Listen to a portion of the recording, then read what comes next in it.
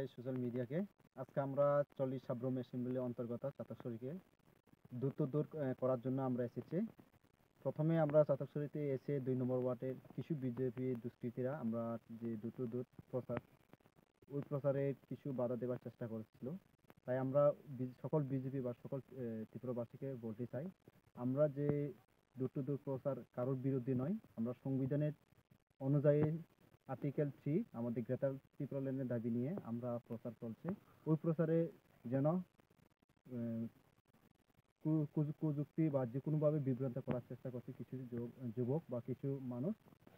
তাই আমাদের ত্রিপুরা মোতার একজন কর্মীর উপর কিছুটা আক্রমণ করেছিল আজকে মিথুন ত্রিপুরা নামে একজন বিজেপি কর্মী। তাই আমরা সোশ্যাল মিডিয়ার মাধ্যমে বলতে চাই, ভবিষ্যতে এইভাবে না হয় আমাদের ত্রিপুরা মোথার উপর আক্রমণ। কেননা আমাদের ত্রিপুরা মোথার উপর এইভাবে আক্রমণ হলে আমরাও চুপ থাকবে না।